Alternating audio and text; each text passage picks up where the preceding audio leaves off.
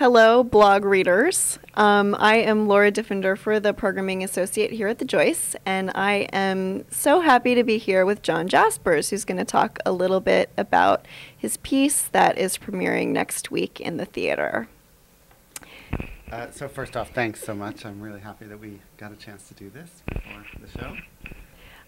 So our first question, we've been talking a little bit about how to describe this piece that you're bringing, and we're finding that it's hard to talk about succinctly or to sort of sum it up or pin it down in just a couple of sentences. So we wanted to know if you had to do that, just in a couple of quick sentences, what would you say? Well, I think that we're taking this big subject of truth and fiction and reality and fantasy, and at least in the first chunk of the show, looking at it through various kinds of ways of performance tradition, ways in which we create illusion or have created illusion in the theater, and how those different ways interact. I think there's a big discussion about like when something is really real, to sort of describe it, and when it's not, and questioning whether or not we can ever really tell that difference is a big part of the show. Great. Thank you. So our next question is, you've gotten some great reviews. The LA Times called it wacky and surreal. Do you think that's a fair description? You know, surreal is funny because it's not 1920, so I don't know that we're necessarily working in that tradition. And I do think that there's an irreverent quality to it at times, and there, these big, heavy questions about what's real and what's not, are very much dealt with in a playful kind of sensibility at times. So I hope that people can enjoy that aspect of the work, as well as sort of ask themselves maybe deeper questions about reality and fantasy and how they play out in their lives. And you're also performing in this work, which it's kind of exciting to note. I am. And the LA Times article also referred to you as a wild prankster and shadowy figure of mystery.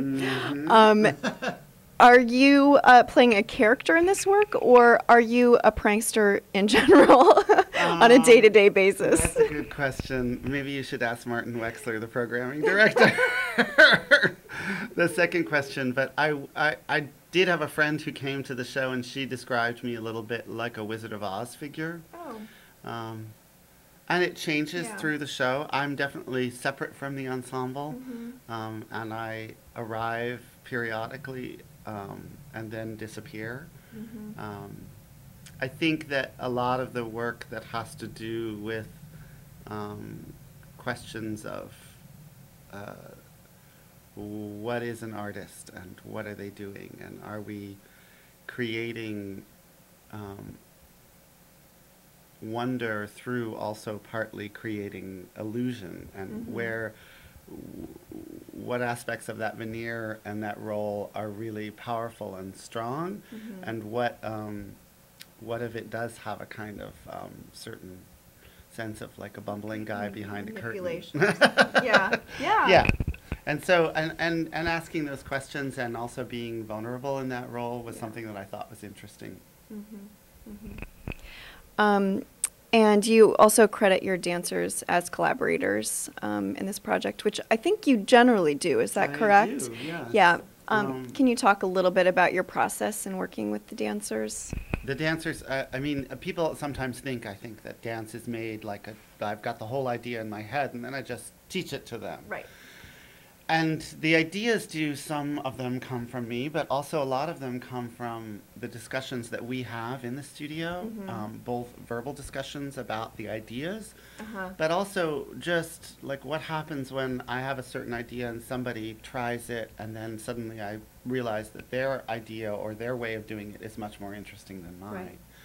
So one of the things that's interesting to me about dance is it's not just a process that is just me alone, but it actually, in interacting with other people, causes me to kind of expand my own creative sphere. And that really is built out of the social process with the dancers of like working these ideas, or as I would rather call them, problems in a way. Like I bring a problem to the studio, but I don't know what the answer is. Right.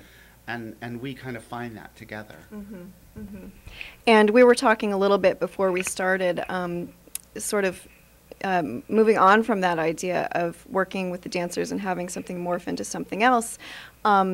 This piece premiered a while back in Dresden, and you've had some time now to continue to work on it.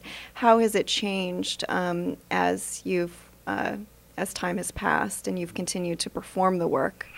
We've made some small changes to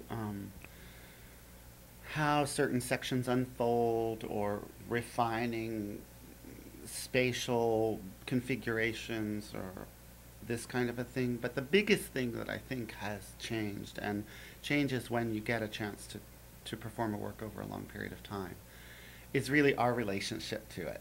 And really understanding and refining what it is that we're doing, and not only what it is we're doing, but how we're doing it, and how subtle shadings of approaching certain pieces of material relate to the structure of the work. I mean, in some way, instead of thinking like, you know, oh, I build a house, and then as soon as I move in, I destroy the kitchen and I decide I want to move it over here. Like, there's the basic framework that exists at the beginning of the performance, and then you can say, okay, well, I want to move the sofa a little bit over here, and what if I like shift this coffee table there, and it actually makes the whole flow in the room better. So, and that's the kind of discovery that you can only really make in relationship to a work in the process of showing it to people and performing it. I feel like that's when the work really begins to have a life. Is that moment that you share it with the public, and the information that you get from them about like what works, or how that journey is experienced by them, that is always going to be different than how it is for you, because you have the whole history of the process of making it. So that's a really interesting thing, and I feel very fortunate and blessed to have had that opportunity in this work.